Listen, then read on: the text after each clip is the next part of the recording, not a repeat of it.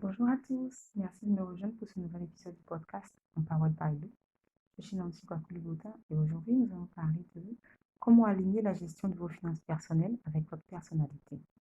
Alors il y a plusieurs théories sur la personnalité, plusieurs tests qui sont en ligne, je me suis essayé à quelques-uns qui sont plutôt rigolos, je pense que vous devriez essayer.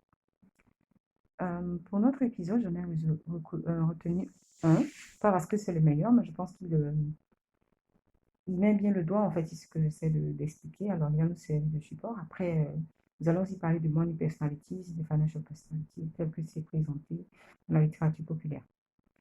Donc, pour revenir au test de personnalité, il est disponible sur le site 16 personnalités.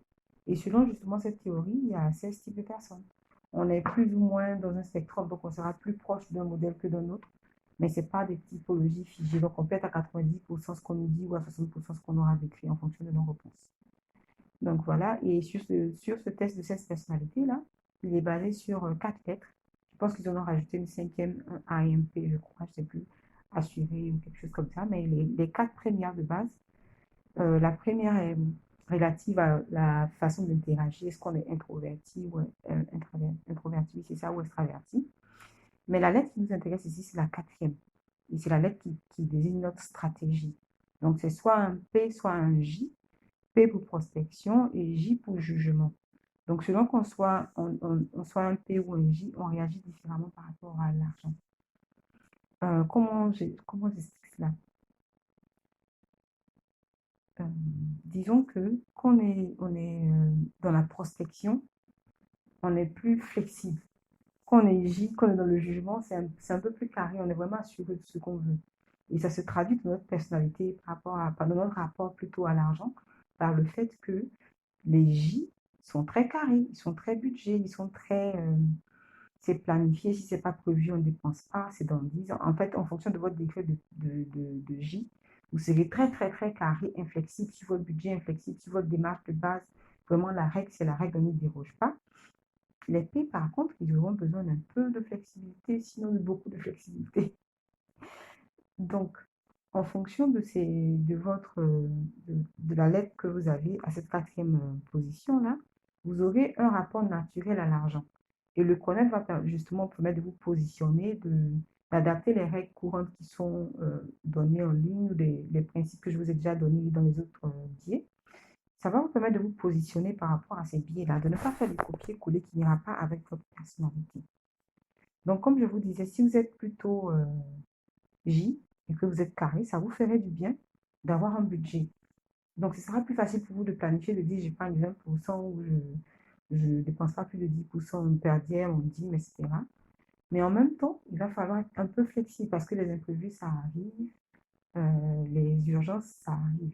Donc, c'est de vous donner un montant avec lequel vous êtes confortable, justement, qui sert à couvrir tous les imprévus.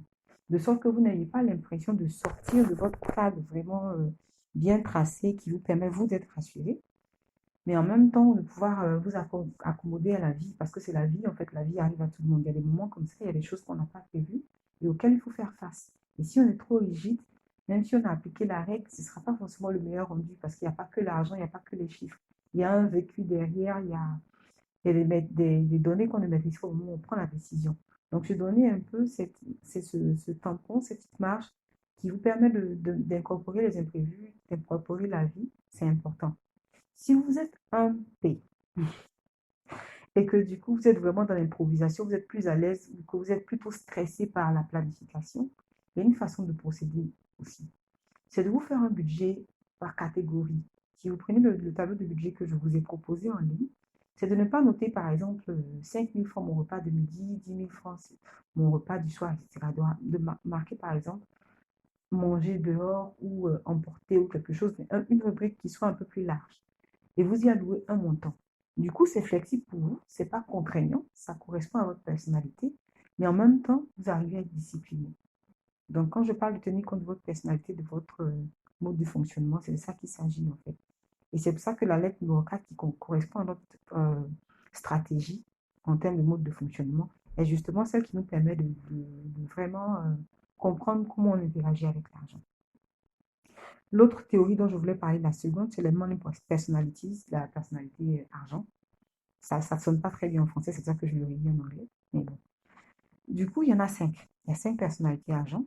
Il y a les thésauriseurs, il y a les dépensiers, il y a les moines d'argent, les éviteurs et les amasseurs. Et j'ai fait le test, je suis plutôt amasseur. Et c'est pas loin de la réalité parce que quand on se connaît et qu'on sait ce qui nous fait plaisir, ça nous permet de nous motiver quand on est en train de, quand on se fixe un objectif ou quand on a un projet en tête. Donc, si on sait ce qui nous permet de nous sentir bien, comment je dis, c'est comme un jalon en fait, quelque chose qui nous permet de juger qu'on est sur la bonne voie. Donc, quand on connaît ce qui nous fait plaisir, ce qui nous satisfait, ce qui nous permet de nous récompenser, de nous donner une tape dans le dos, on prend ça comme indicateur. Donc, pour moi, ce sera quoi? Je suis de type amasseur. Donc, c'est vraiment de pouvoir voir que le solde que j'ai prévu en termes d'épargne est au bon niveau. Vraiment, juste être assise, prendre mon téléphone mobile et puis regarder le solde et puis savoir que ça fait, ah, mon solde de compte épargne est de tel montant. Donc, ça fait 10 mois ou ça fait 7 mois que je tiens le budget, le montant que je me suis promise de mettre de côté. Ça me fait du bien parce que c'est comme ça que je fonctionne. Et c'est ma façon à moi de rester sur la ligne. Donc, je peux voir un sac à main qui me plaît, mais qui coûte trop cher par rapport à mon budget ou qui n'était pas prévu. Mais ne serait-ce que de regarder mon solde et de me dire, OK, je suis sur la bonne voie, je ne vais pas lâcher prise maintenant. Ça va me rassurer, ça va me permettre de compenser la frustration que j'aurais peut-être à ne pas faire cette dépense que je veux maintenant. Vous pouvez être par exemple du style dépensier, d'accord? Si vous êtes dépensier et que vous faites des dépenses en dehors de votre budget, il y a une façon aussi de le canaliser si vous comprenez votre façon de fonctionner. Si je sais que je suis dépensière, je peux avoir la stratégie par exemple d'avoir une carte sur laquelle j'ai un montant qui est limité. Donc je ne fais mes dépenses que sur ma carte prépayée, où je verse un montant de, je ne sais pas, 100 000, 50 000, 200 000, ce que j'aurais décidé par mois. Et une fois que ce montant-là est fini, ben, je n'ai pas accès à ma carte à moins d'aller faire le rang pour faire un retrait pour venir faire ma course. Quand je vois la demi-journée que je vais perdre, je vois le temps qu'il faut, je vois les courses qu'il faut annuler, les chances que je fasse une dépense impulsive sont réduites. Donc, en repérant comme ça votre personnalité, vous pouvez mettre en place des systèmes qui vous permettent justement de garder des finances saines sans avoir recours à des moyens trop drastiques ou des moyens qui vous enlèveraient tout le plaisir de la discipline. Et la dernière classification dont je voulais parler, c'est la classification financière. Donc ça, c'est vraiment relié à notre aversion pour le risque ou notre tolérance du risque. On va parler d'économes, de dépensiers ou de généreux, des gens qui aiment partager. J'ai connu des gens de toutes les catégories, hein. Je connais des généreux qui se retrouvent à tellement donner qu'il ne leur reste rien. Ça, c'est le type que je côtoie beaucoup. Il y a aussi les économes qui sont un peu extrêmes, qui n'arrivent pas à dépenser même leur propre argent, qui se privent, ça aussi j'en ai vu, qui se privent, qui peuvent avoir faim, mais qui ne mangeront pas parce que voilà, ils ont décidé. Pas parce qu'ils ont en train d'épargner pour construire une maison, soyons clairs. Ils n'ont pas en train d'épargner pour un projet. C'est juste que dépenser leur fait mal. Donc ce genre de personnes-là, quand elles se connaissent, elles peuvent utiliser ça à bon escient. Si tu sais que tu es économique, que tu n'aimes pas dépenser, que ça te fait mal de dépenser ton argent, ça peut être un atout parce que tu peux justement faire de gros sacrifices, mais en face, il faut placer un projet. Donc, il faut mettre en face un projet, un objectif, un montant. Et une fois que ce montant-là est atteint et qu'on a peut-être mis en place un projet qui génère de l'argent, on peut maintenant essayer de se dire, bon, ça va, j'ai économisé, je génère, je ne sais pas, mon 300 000 francs de plus, je peux dépenser 30 000 dessus. Et c'est de trouver comme ça des façons de prendre le bon côté de notre personnalité pour nous permettre d'atteindre nos objectifs financiers. Le bottom line, la ligne, ce qu'il faut retenir de tout ce que j'ai essayé de présenter ici, c'est quoi?